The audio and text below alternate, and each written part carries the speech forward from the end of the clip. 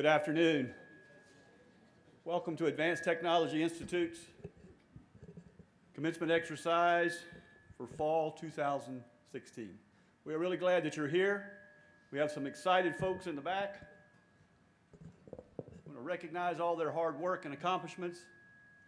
If I could have Mr. Wiest, we'll bring them forward.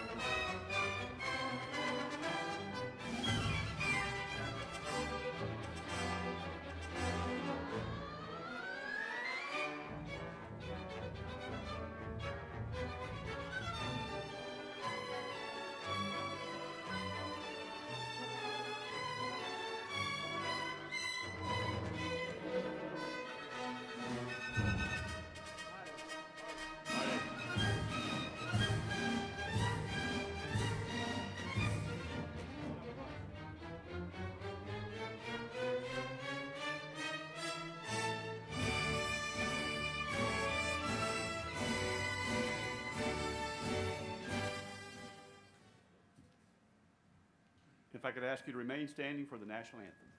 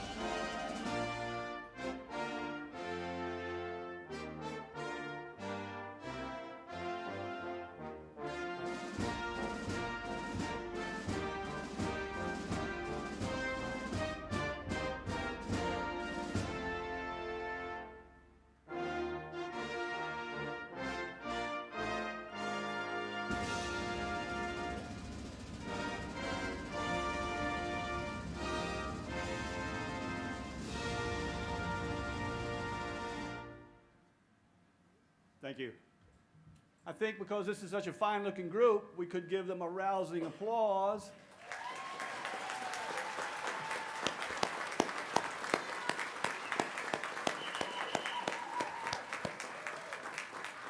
Our guests may be seated and our instructors.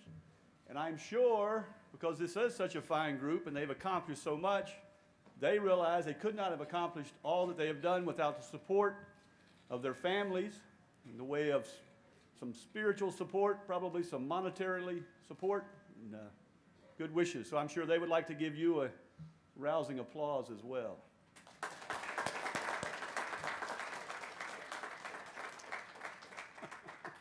And is our tradition here at ATI at graduation, these guys are the only ones that really knew what it takes to get through school. They've worked hard, They've made a terrific investment in their time, in their energy, and invested in themselves.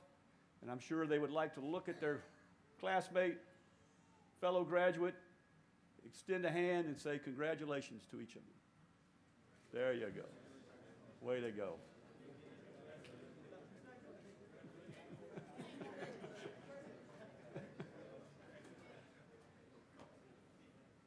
You may be seated. I'd like to introduce our campus president, Mr. Dick Daigle.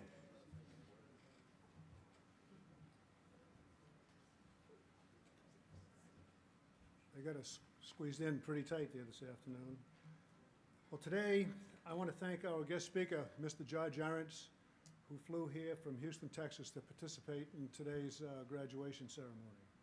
Mr. Arentz's career began as an automotive tech in a small independent shop in New Jersey, followed by a career in education, which includes being an automotive instructor in both the high school and the college level. He has been a guest to the government of Oman, where he evaluated the country's automotive programs and made recommendations to the country's senior officials. Working closely with the U.S. Department of Labor, Employment and Training, he led the Automotive Strategic Development Team, advising the agency's high-growth job training initiative. Beginning in 2005, Mr. Arentz chaired the Technology and Maintenance Council, TMC SuperTech competition and the Future Technician Skills competition.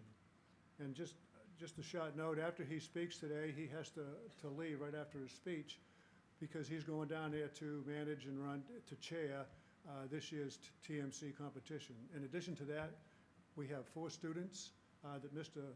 Arentz is personally sponsoring to go down to the SuperTech competition this weekend, and they'll get to compete with 47 other students from around the nation next week. So that's really, we really appreciate that sponsorship. Currently, Mr. Arentz is the Director of Training and Recruitment for the Wheel Time Network, which includes Wheel Time University. And another note, he was here all day yesterday talking to all of the diesel students about the opportunities his company can offer them as careers in the diesel industry, which is another perk for us. He's also an automotive education consultant specializing in NATEF ASE accreditation. Mr. Arentz earned his bachelor's degree in business management and marketing from Carthage College in Kenosha, Wisconsin.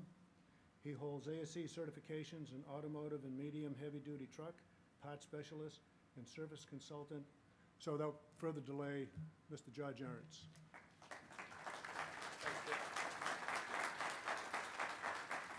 Good afternoon, everybody. It's truly an honor and a privilege to be with you. Mr. Daigle and I go way back for probably about 20 years or so. As he said, I started in a small shop in New Jersey. It's where I'm originally from, but when I was old enough to know better, I left and moved to Texas. The best thing coming out of New Jersey is I-95 South. So I borrowed $800 from my best friend, packed my tools in my car, and moved. He's still my best friend from high school and saw him earlier this week. But what I want to talk to you about is opportunity. I earned my bachelor's degree at the age of 45. That's because the company I work for decided that I needed that in case I wanted to move up in the company. And let's just say that was an interesting event, taking 15 A-type personality, mid-40s, and putting them through the college system. We did a semester in 5 weeks, twice a year, for 4 years. That wasn't fun at all. There was no fun in that at all. My background is in automotive. I also work in the transportation industry. HVAC, for those of you in that industry, is real important to me because I live in South Texas on the Gulf of Mexico, so it's really important to me. I have a son who's a welder. He's 26 years old. Last year's W-2, $76,000. Most of his friends are just graduating college and are in debt up to their ears, and he's making $76,000 a year, debt-free.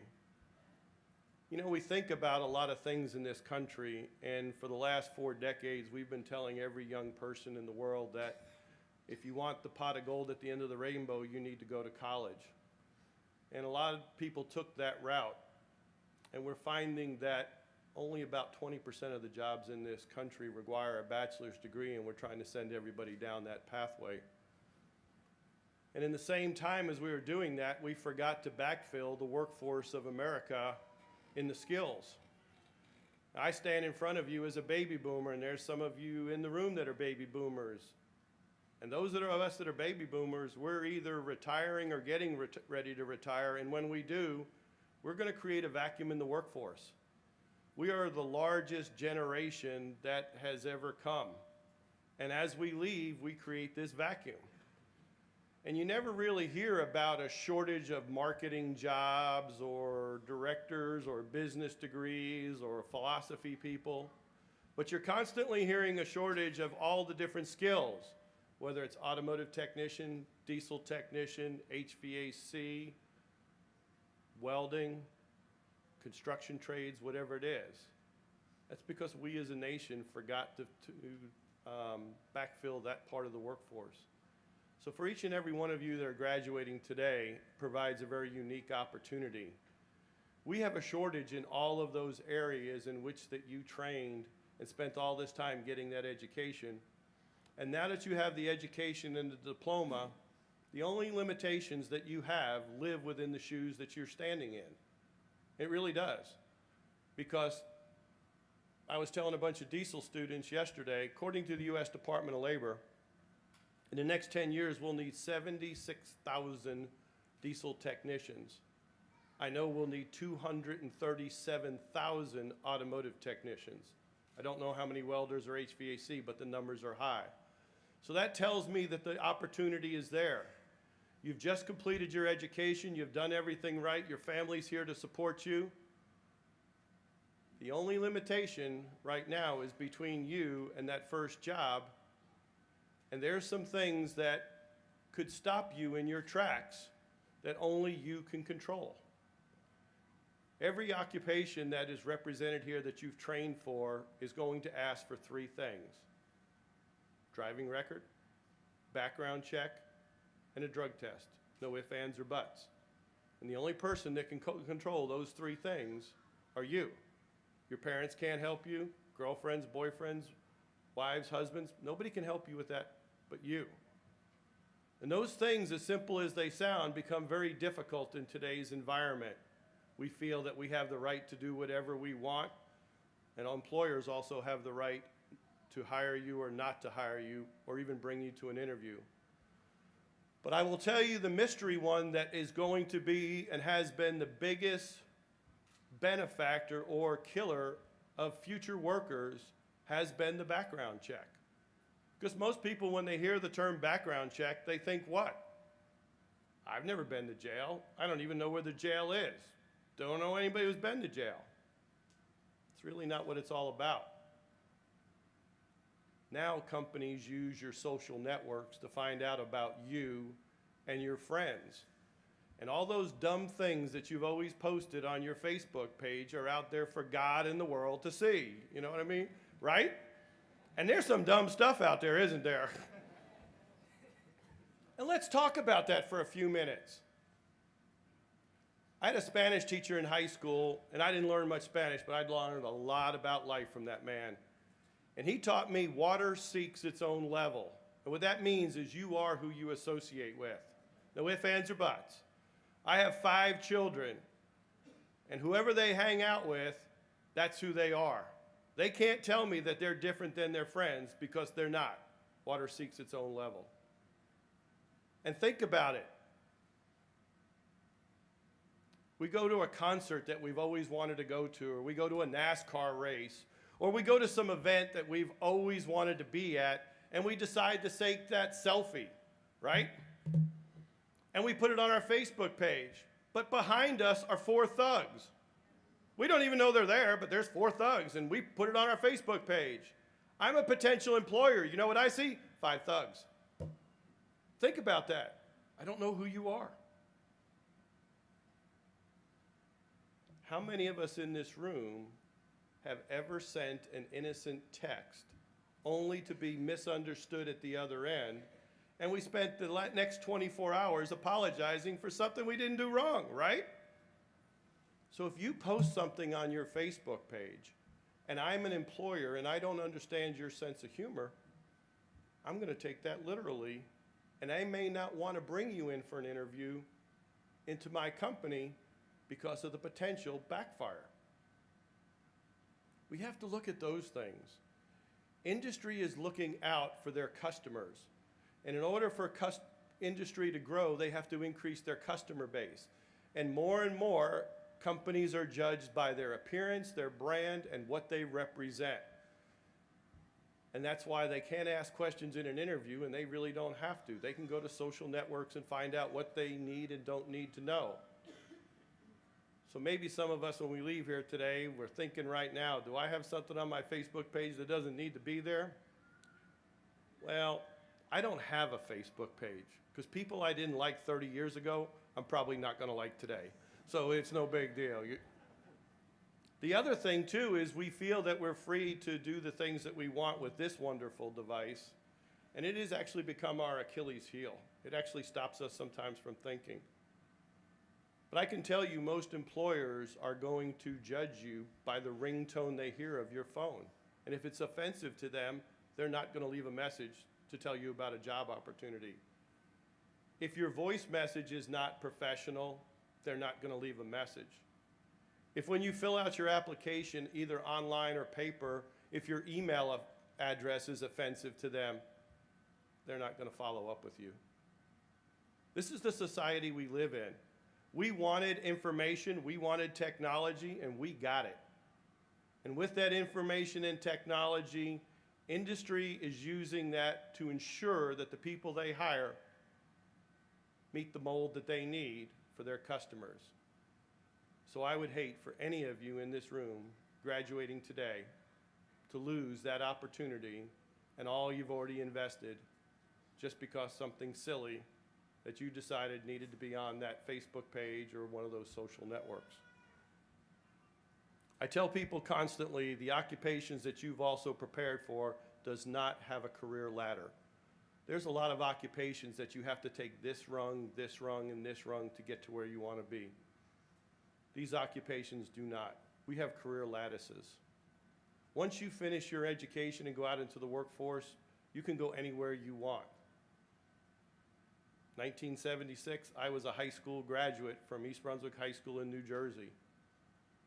I never had automotive technical training professionally. Back then, cars were simpler. When I was 45, I earned a bachelor's degree because somebody wanted me to have it. My limitations are only limited by myself. The same thing with each and every one of you. Don't miss opportunities that present themselves to you.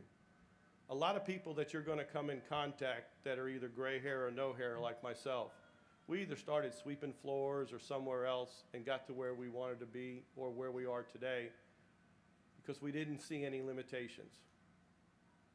You'll talk to a lot of people, but there's one guy, those of you that like to use these devices, there's a gentleman, his name's Tom Purvis. Tom Purvis, when I met Tom, was the president CEO of BMW North America. He's a great guy, started as an apprentice in Rolls-Royce. BMW has a mandatory retirement age of 60. No ifs, ands, or buts, company policy. So at 59 and a half, they're preparing for Tom's retirement, but he was a vital part of their organization, and they didn't want to lose him. But policy is policy. So right before he turned 60, they made him president of Rolls-Royce and finished his last 5 years as president of Rolls-Royce. BMW owns Rolls-Royce. There are no limitations. And if I can relay anything to you today, when you leave here today, make sure that when you go out to get that first job, everything in your social networks are clean.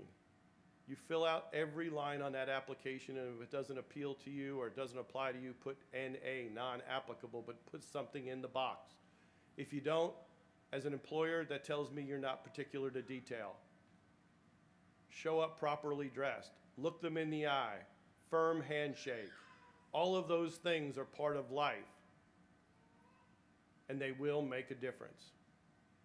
Those are the things that will make a difference in your lives. And I know your parents and grandparents and other folks are sitting out there shaking their heads because they remember that and they know that. And good people also understand that there's 2 7 o'clocks. Think about that one. Yep. Be on time and understand that you have to be at work every day. In closing, I live by 3 simple philosophies. I'm not a real sophisticated guy. I like things simple. First of all, undercommit and overdeliver. So many times in our lives, people make commitments to us and they tell us they're going to do something, and if they get 3/4 of it done, they think that they've accomplished the goal, but you expected them to do everything, and sometimes you've done the same. Truly commit to what you know that you can achieve, and anything more than that, people are going to look at you and put you on a higher stature because you exceeded expectations. It really does make a difference. 2, never schedule a losing ball game. Think about that one. Know the score before you go in, and make sure that you're prepared for every situation that you engage in. And number 3 is the simplest, but it's the hardest. Egos are fat-free, and we need to swallow them. It's not about me. Have you ever seen anybody win an argument? No? Back to my Spanish teacher from high school. I love that man. I love that man tremendously. If you argue with a fool in public, an innocent bystander doesn't know there's a difference. Think about that one, right? How many times have you watched 2 fools argue? It's never one fool arguing, it's 2 fools. Unless the other one is sitting there quietly taking it from the other fool, and then there's still time for judgment. You don't know if they're a fool or not because they're not saying a word, but the moment they open their mouth, they're giving away the farm. Think about those. I've been married 33 years to the same woman. You don't win a fight. You don't win an argument. I don't yell and scream, but she gets mad about that. She says, "You're the most non-confrontational man I've ever met." And you know what I say? "Thank you." And then she goes ballistic. You bet. You can't win either way. But for some reason, each and every one of us in this room, at different times and daily, we let our egos get in the way of the decisions that we are going to make. And how many times have those decisions cost us short-term or long-term, or caused heartache to other people, or have caused people around us that we never even know that are watching us do these things to make decisions about who we are based on those few statements and things that we do. I like things simple. I really do. I want to thank each and every one of you for your time today. I wish each and every one of you the best. I normally stay through graduation. This is my 3rd one. Like I said, Mr. Daigle and I go way back, and I really like this school and a lot of things that you do here. But I have a contest that I have to run in Raleigh, North Carolina, and I already have 2 meetings tonight. In closing, remember, you and the person in your shoes is your only limitation. See whatever it is that you want to do and achieve it. Do not let anybody hold you back. Okay? And keep things simple in life. And the bottom line is never, ever forget where you came from, unless it's New Jersey. Thank you.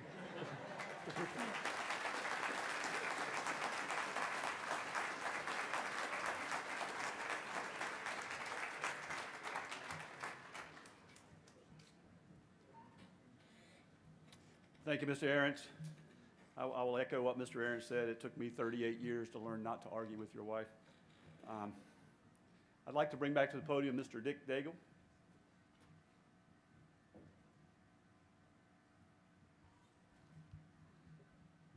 Hampton Roads is home to more than half of the 800,000 veterans that we have here in Virginia and almost 100,000 active duty personnel, making us one of the largest military communities in the country, if not the largest.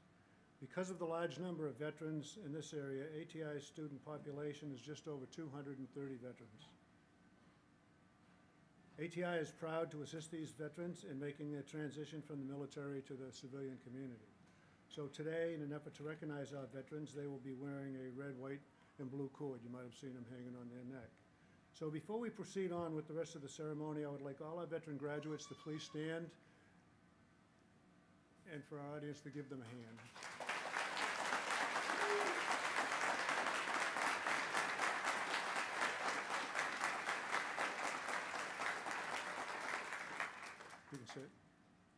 thank you for your service, and for all the other veterans that are in the audience, I thank you for your service also.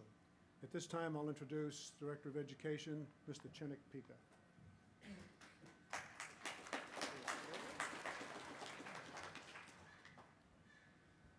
Today's graduation ceremony is about the people who are here, about our students who showed up every day. I'm sorry, correction, hopefully show up every day. And they put their effort in and they graduated. But I would like to use this opportunity to applaud the people who spend the most time with you, your instructors and program coordinators. Instructors and department heads, would you please stand up?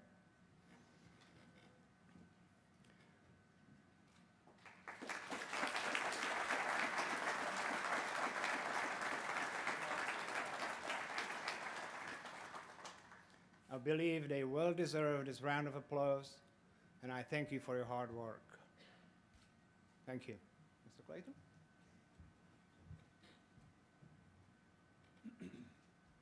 As our graduates come across the stage today, you will notice that they wear different stoles and different cords. Just so you're aware, the folks that you see that are wearing the blue cords have perfect attendance for the entire program.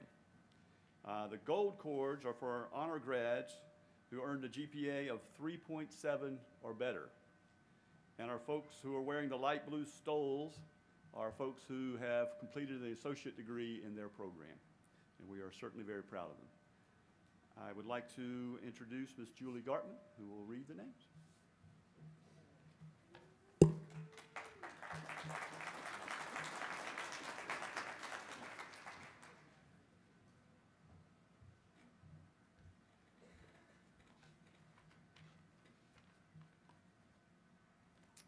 If I could please have our automotive graduates rise.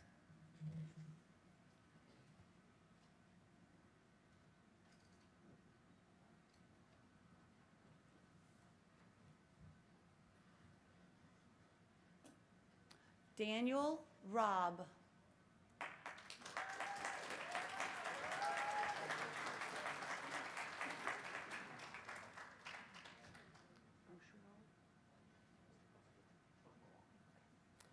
Brett Buckwald.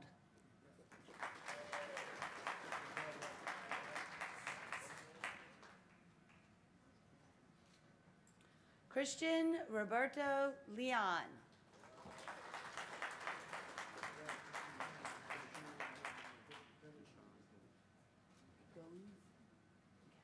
Deshaun Goins.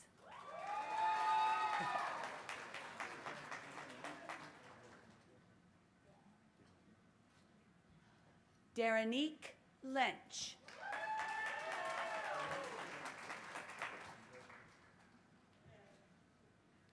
Ryan James Drudge.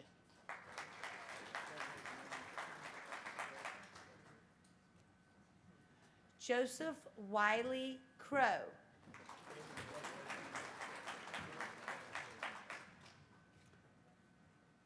William Evans.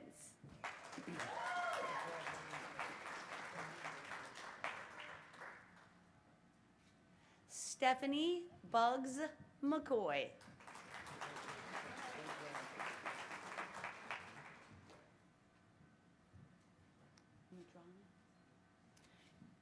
Ian Medrano Lucero.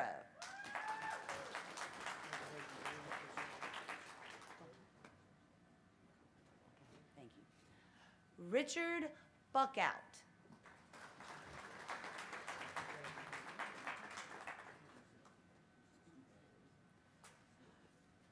Charles Chuck Cardero.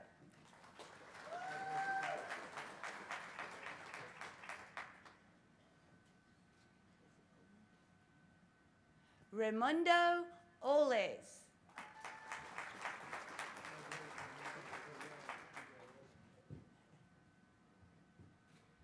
Evan Marshall Kandrick.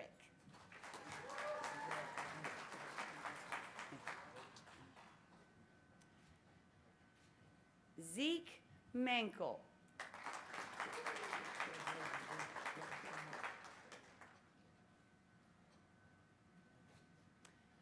we could get one more round of applause for all of our automotive graduates.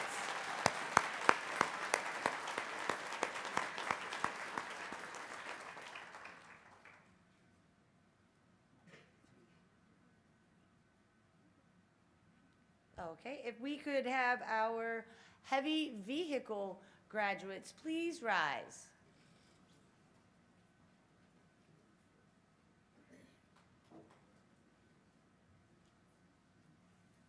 Graduating from our heavy vehicle technology programs, Keenan Joyner.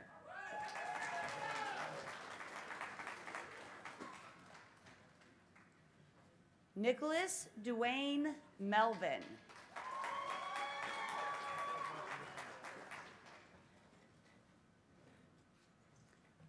Justin Harris.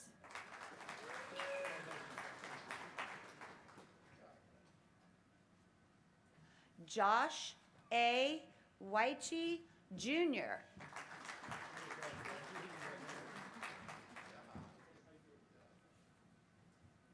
Austin Garrett.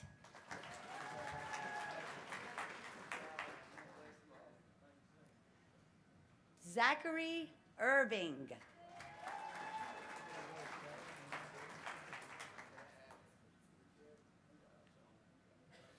Thomas Hedler.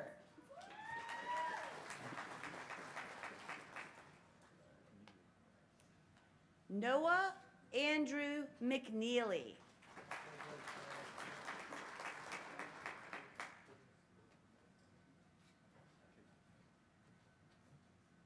Katwan Cherry.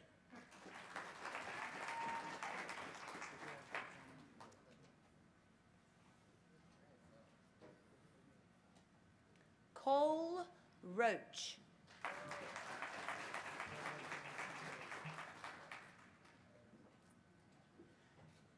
Clifton J. Roberson.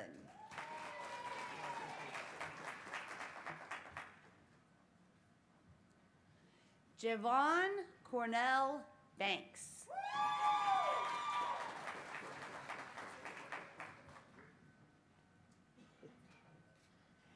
Daquan Gregory Bailey.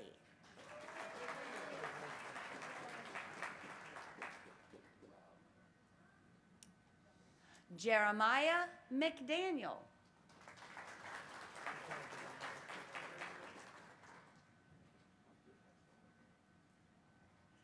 Patrick Allen. You too.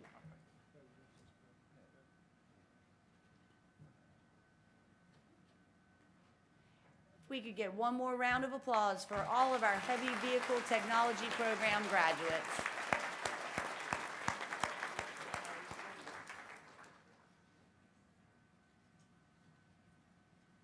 Could we please have our HVAC technology graduates rise?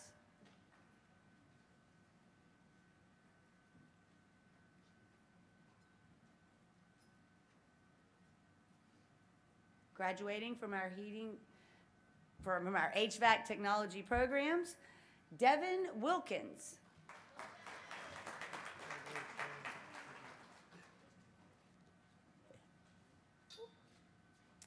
Cameron Jason Porter.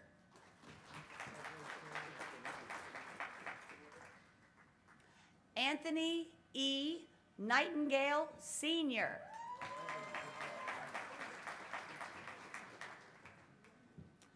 Thomas Wadley.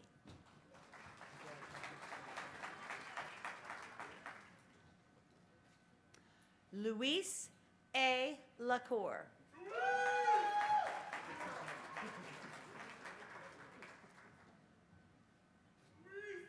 Zarek Grady.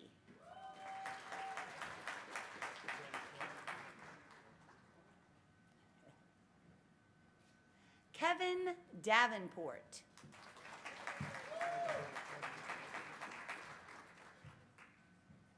Ronald Dale Thomas Jr.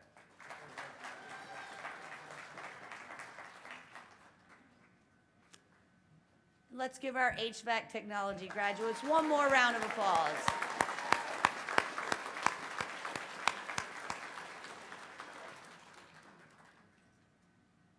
Could we please have our Maritime Welding Technology graduates rise?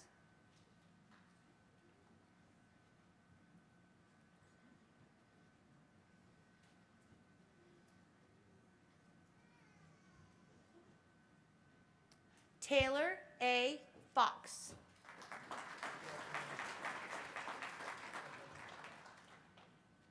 Elliot Huggins.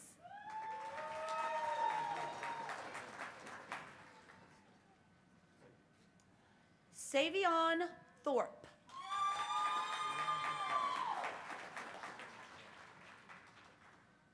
Mark Moore, Jr.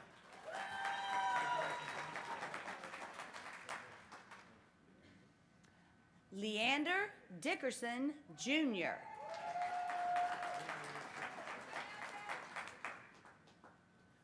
Chris Sanchez.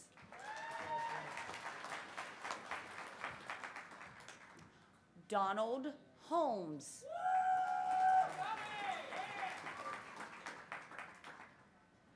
Justin Alexander Scott.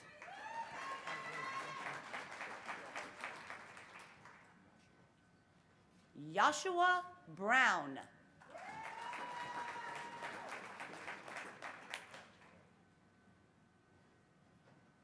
Thomas Dotson.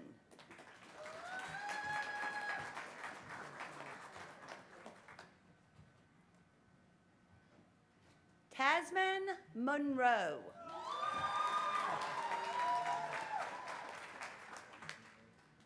Jeff Dixon.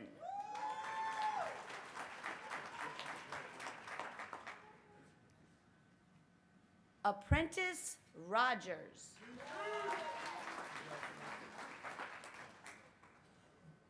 Corey Hoops.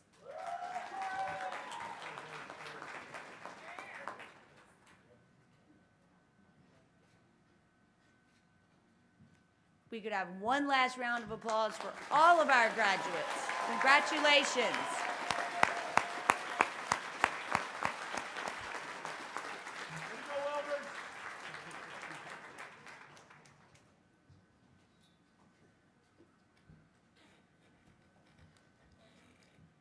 Ready? I'd like to invite our campus president, Mr. Dick Daigle, back to the podium for closing remarks.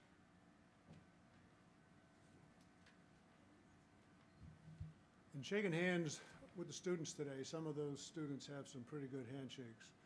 But when the welders came through, I think they were trying to make me cry on a couple of things. Graduate candidates, please rise. That's you guys, you guys stand up. Commencement signifies the transition from education to the workplace. Each of you graduates has demonstrated a specific level of competence in your chosen field of study. This level of competence is appropriately documented by the presentation of a diploma or a degree. To mark the time, honor, significance of commencement, will each graduate please move their tassel from the left to the right.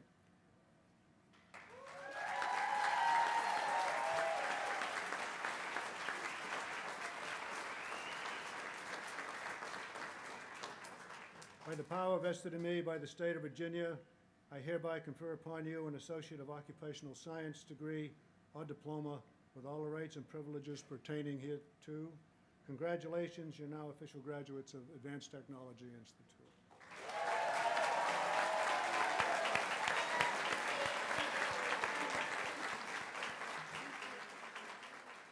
Please be seated.